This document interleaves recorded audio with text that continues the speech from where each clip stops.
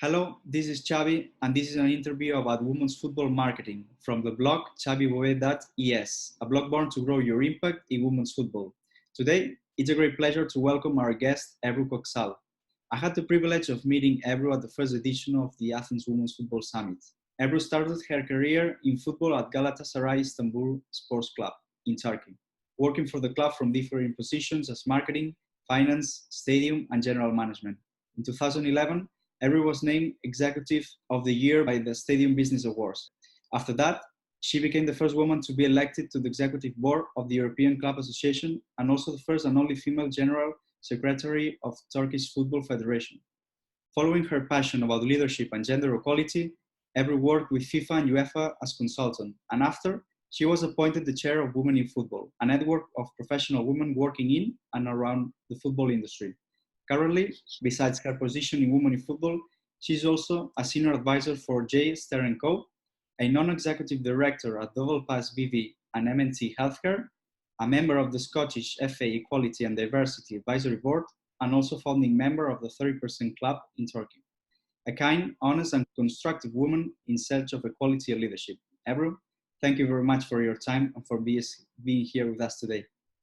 Thank you. It's a pleasure for me, and thank you for inviting me.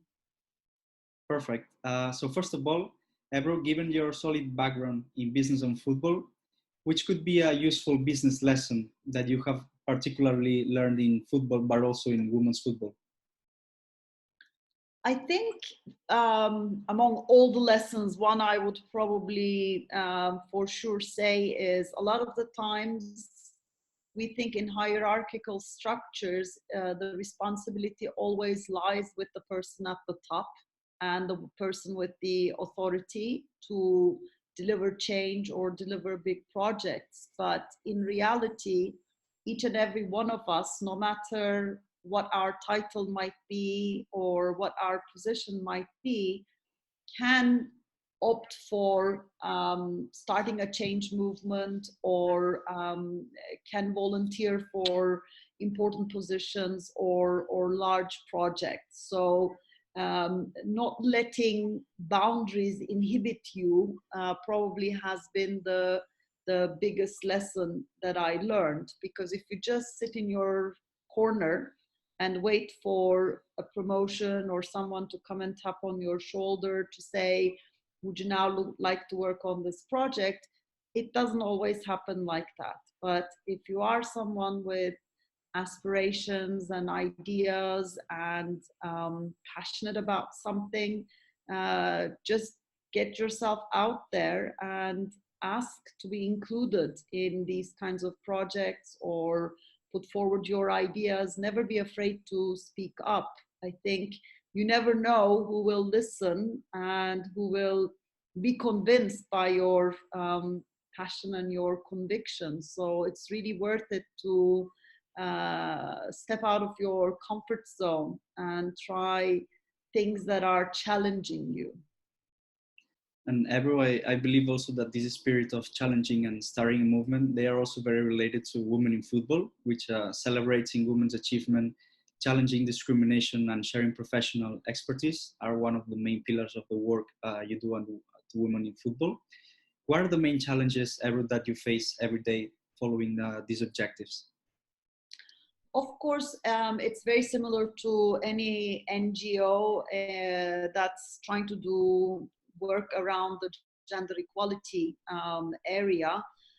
The biggest problem is lack of resources, whether it's financial or whether it's human resources. But what we are very lucky about is how much volunteers actually put their time and effort behind a cause like this. So we are very grateful to have 10 amazing board members who really go beyond their day jobs and their busy schedules to try to affect change for women working in and around the football industry.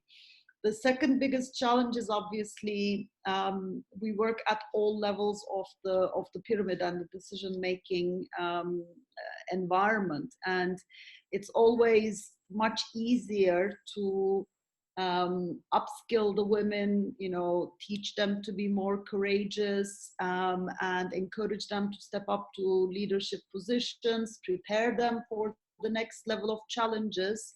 But working with the decision makers who are still predominantly male and over middle age, we're not necessarily finding that all of them are sincerely convinced and committed to gender equality. So on one hand, we're definitely working very hard to move the women across in this pyramid, but they get stuck somewhere if the pull from the top is not happening at the same time.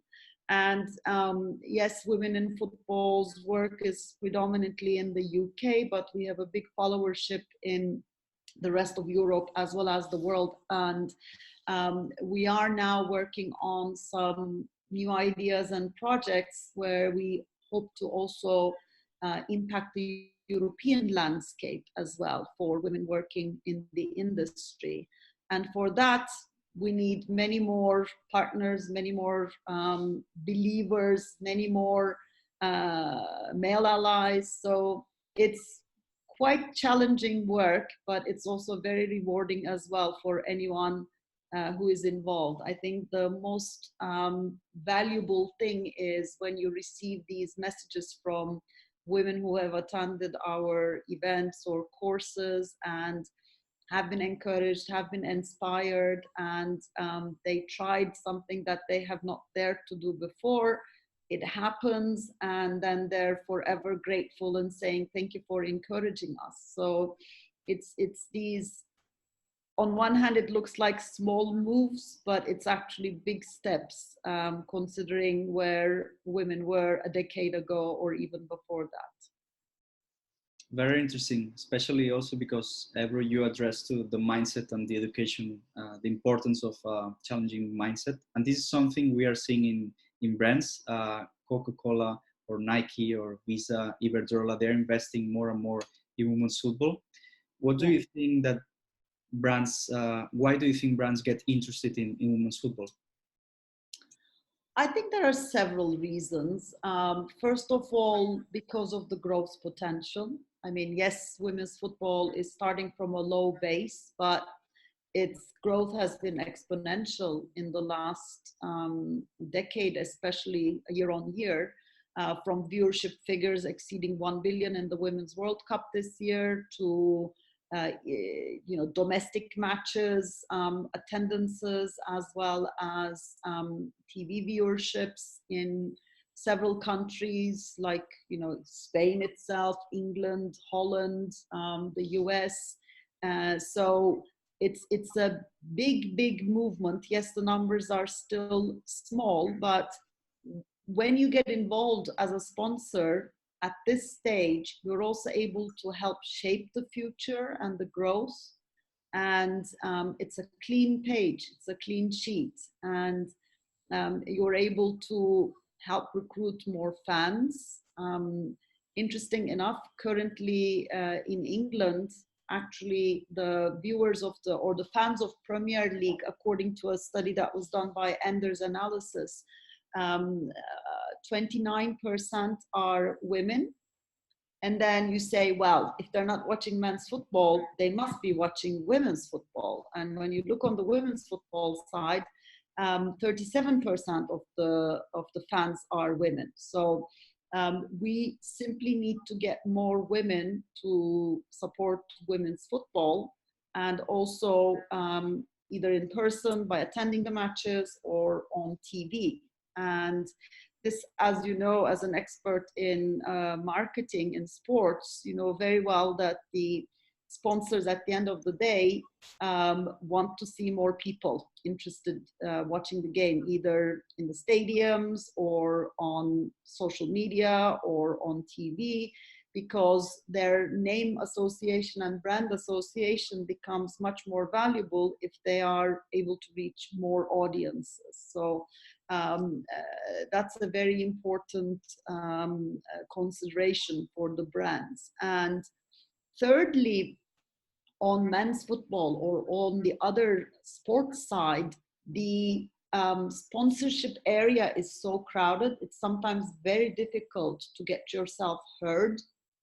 And sometimes you're just lost in the crowd with 10 other brands. And it's very difficult for the consumers and the fans to differentiate between them.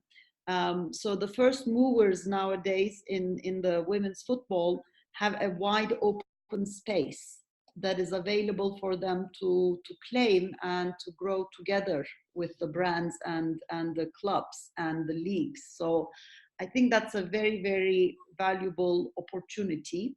And yes, some of them probably see it also as the social causes around it as well, for gender equality and inclusion.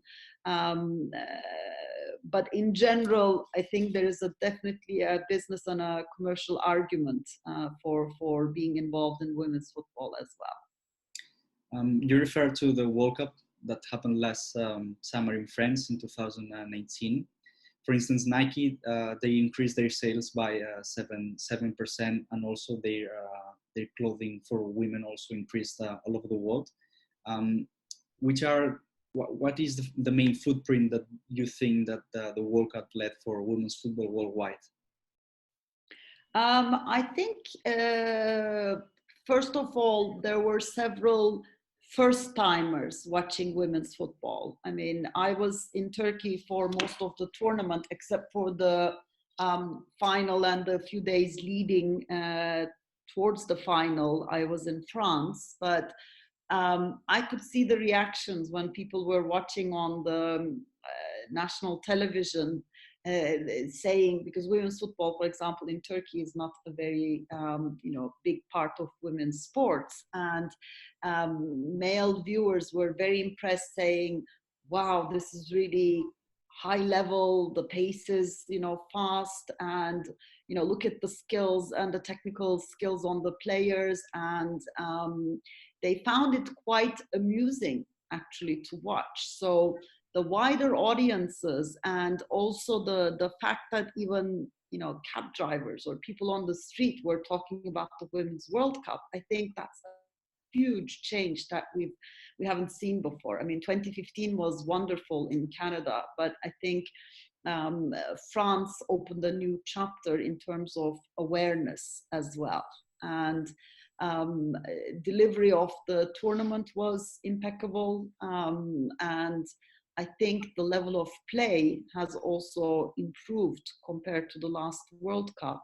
And the challenge is now, obviously, when it's not a World Cup year or when it's not a Euro year, what happens in between? How do we keep up the hype, and how do we manage to create the expectation for until the next big tournament? And just thinking about that, I remember reading some news that said that why wouldn't the World Cup could happen, for instance, every 2 years, and this is addressed to what you're saying of creating the momentum. Thinking about Ebru, thinking about your experience at Galatasaray, which is a marketing lesson or a lesson that do you think would be useful to apply in women's football in terms of increasing fan attendances or increasing marketing results?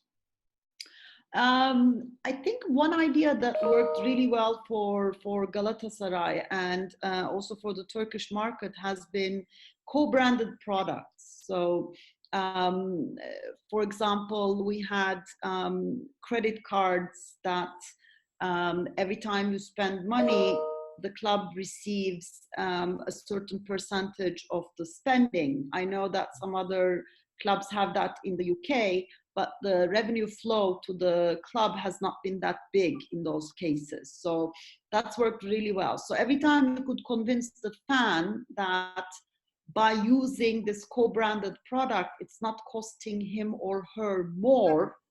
In fact, they're getting even better privileges, let's say on the mobile phone, for example. If you're talking to another Galatasaray fan, you were getting favorable rates, for example. And it creates that community environment. And you know that by using that line, you're actually contributing financially to your club as well. And you're not paying more out of pocket. it's the service provider who wants access to the fan base, so they are paying on your behalf actually to the club. So I think there's a lot of people who do care about the growth and further commercialization of women's football. They just don't know necessarily what they can do to contribute to it. So any kind of these services where you can contribute even small amounts by changing your service providers on certain daily services, that could be quite useful. And another very important thing is quite a few of the clubs as well as governing bodies, associations have in the past marketed women's football as part of a package. And nobody ever knew what the standalone value of those rights were. And it was almost treated as something unwanted. Okay, so if you want the men's broadcasting rights, you need to take the women's rights as well. So it was almost like a punishment, not even a favor. And the minute you started decoupling these rights, you actually started seeing more of an improvement, because otherwise the brand was focusing too much on the men's rights and not really paying much attention to activating the rights they have acquired on the women's football side. So the first big example was obviously UEFA, and I think they immediately started seeing the benefits of separate sponsors after they started unbundling the rights. FIFA, I think, is preparing to do that for the next World Cup. And many of the clubs, obviously, for the moment, are having to subsidize their women's teams, but it's only a matter of a few years before the women's teams can stand on their own feet and be sustainably operational. Perfect, Ebru. And here there are many points that I think that are very interesting, such as being fan-centric, thinking about the fan when you want to build some new products or services. And also what you said about UEFA reminds me, I think, if I'm not mistaken, last year was the first year of having the UEFA Women's Champions League final separated from men's. So I think it had great results. Having a look at your professional career, Ebru, which is very solid and impressive, is there any book or any book that you have read that you think has had a great influence? Or I'm seeing a lot of books behind you. Maybe there are not all of them are my books, actually. I share an office, but here is one. That's True North by Bill George.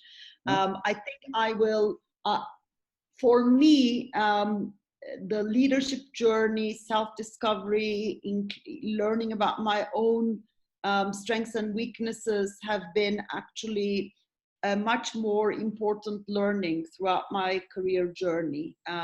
So the books I'm going to share actually are not about